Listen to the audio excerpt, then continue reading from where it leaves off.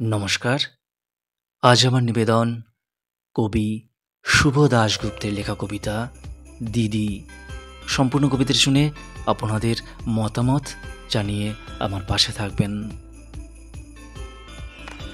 দিদি, তোর নতুন ফ্ল্যাট থেকে ঘুরে এসে মাকে বললাম সব খুঁটিয়ে খুঁটিয়ে, তোর ঝকমকে মোজাইক মেঝে, ইমালশন লাগানো দেওয়াল, আধুনিক ডাইনিং টেবিল, জানালা দরজায় ঝোলানো দামি পর্দা, এমনকি তোর ব্যালকনিতে রাখা বাহারি পাতার টব, সব কিছুই বললাম মাকে। নগেন দত্ত লেনে আমাদের এই আলো বাতাসীন একতলার ভাঙা ঘরে বসে মা সব শুনলেন চোখ বুজে। শুনতে শুনতে মার মুখে ফুটে উঠেছিল হাসি, আর চোখে আসছিল জল। তোর ব্যালকনিতে দাঁড়ালে ছড়িয়ে থাকা শহরটাকে অনেক দূর পর্যন্ত দেখতে পাওয়া যায়। বসবার ঘরের দেওয়ালে নতুন কেনা একটা সুন্দর পেইন্টিং ঘরটাকে কি গাম্ভীর্যে ভরিয়ে তুলেছে।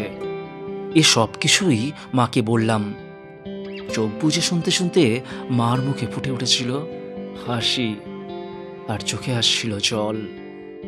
তোর চেহারাটা আগের চেয়ে অনেক ঝকঝকে সুন্দর হয়েছে, ফর্সা হয়ে গেছিস অনেকটা। যদিও তোর হাসিটা আছে ঠিক সেই ছেলেবেলারই মতো। জামাইবাবুর মুখে শুনলাম সামনের পুজোয় তোরা নাকি একেবারে পুরো দক্ষিণ ভারতটাই বেরিয়ে আসবি। মা নগেন দত্ত লেনের অন্ধকার ভাঙাচোরা ঘরে বসে এইসব শুনতে শুনতে হেসেছে। আর কেন জানি না মার চোখে এসেছে জল। সব কিছুই বলেছে দিদি, শুধু তোর ডাইনিং স্পেসে রাখা দুধসাদা রঙের ওই ফ্রিজটার কথাই মাকে বলিনি। তোর বিবাহবার্ষিকীর উজ্জ্বল সন্ধ্যায় তুই যখন গা ভর্তি গহনায় অপরূপ হয়ে ফ্রিজের মাথায় হাত রেখে হাসছিলি, তখন যে তোকে কি দারুণ সুন্দর লাগছিল, মাকে বলিনি সে কথাও। বিবাহবার্ষিকীর সন্ধ্যায় তোদের আনন্দ উজ্জ্বল অ্যাপার্টমেন্টে তুই আর জামাইবাবু যখন ওই ফ্রিজটার পাশে দাঁড়িয়ে হাসি হাসি মুখে মালা বদল করছিলি বাবুদের রসিক বন্ধুদের অনুরোধে, আর ক্যামেরার ফ্ল্যাশ ঝিলিক দিয়ে উঠছিল উপচে পড়া খুশির মতো, ঠিক তখনই দিদি আমার চোখের সামনে স্পষ্ট হয়ে উঠেছিল হাসপাতালের করিডরে বাবার ভেঙে পড়া মুখ। ভেতরে মা তখন অপারেশনের পর অচৈতন্য। ডাক্তার এসে বাবাকে বললেন চোখটা বোধহয় আর বাঁচানো গেল না, তাও একবার চেষ্টা করে দেখতে পারেন মাদ্রাজে, যদিও সে অবশ্য অনেক টাকার ব্যাপার। হাড়ি কাঠে আটকে পড়া অসহায় পশুর মতো করুণ দেখাচ্ছিল তখন বাবার মুখটা।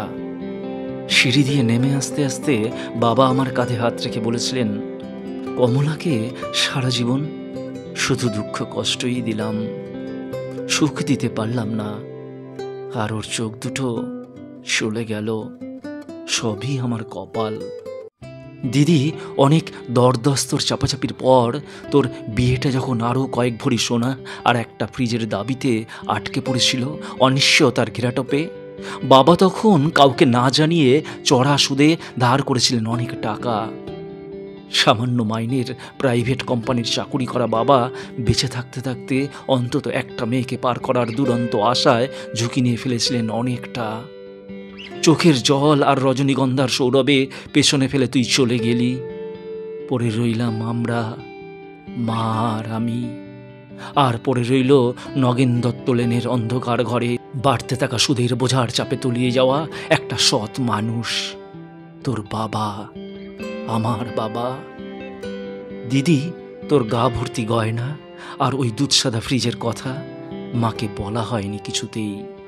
দৃষ্টিশক্তি খুয়ে বসা মাকে বাবা বলেননি কিছুই, শুধু অসহায়ের মতো খুঁজতেন মার মুখে একটু হাসি, বড় মেয়ের ভালো ঘরে বিয়ে হবার একটু তৃপ্তি।